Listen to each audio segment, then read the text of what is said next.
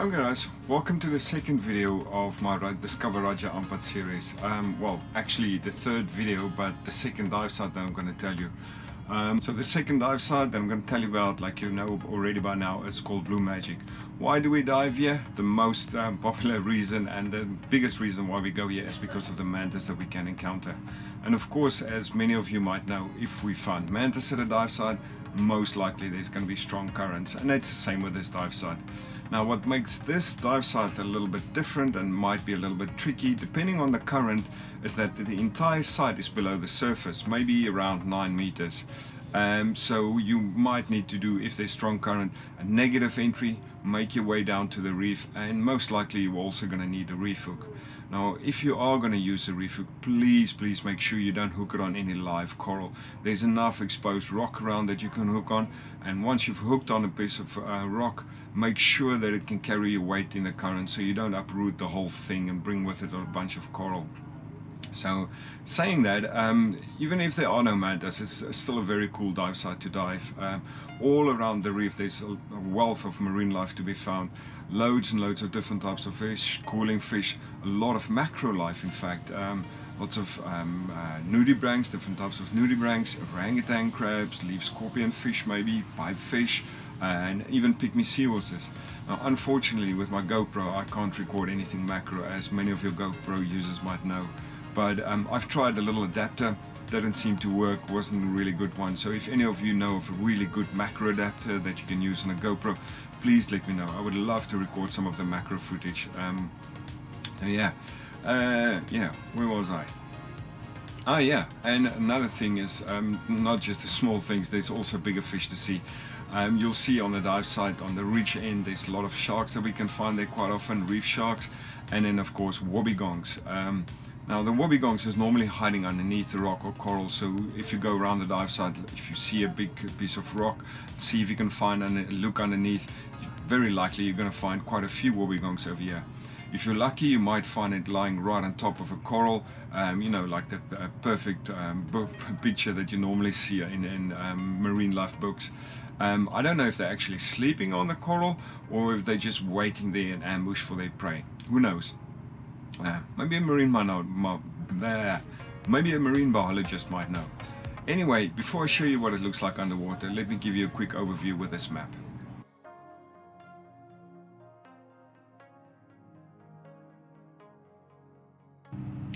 Okay guys, so this is Blue Magic, my version of Blue Magic.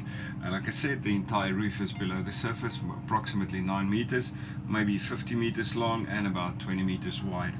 And on, I think it's the northwest corner, well not corner, northwest end, there's a long ridge leading into really deep water. The rest of the dive site has got a gentle slope all the way around.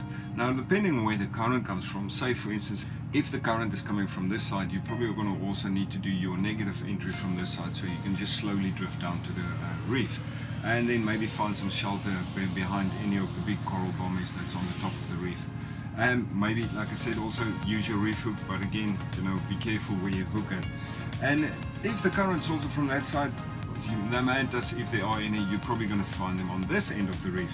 So the mantas would normally they like to skim the edge of the reef and then come to the top and then hover a little bit over the bommies there and getting a bit of a clean. Be careful not to go too close because you might just chase them away. And like I said, if there are no mantas, there's still a lot to see. All around the reef there's a lot of marine life. I rarely ever go down to 30 meters. I haven't found anything that down there that's really interesting. There's a lot to see in the shallow area, so you can maybe save on some air. And yeah, on the top there's also quite a lot to see. There's usually a school of snappers, big school of jackfish, and yeah, the wobbegongs. Quite often, I think on one dive, I think I found maybe about 6 different wobbegongs just on the top of this reef. So depending on your luck, depending on the day, you know, it's not a zoo like I've said before. Yeah, one last thing to remember is when you do come up for your safety stop, because this is quite a popular dive site, you know, there's might be quite a few dinghies around, so remember to use your SMB to ensure that you've got a safe ascent. Let me go show you what it looks like underwater.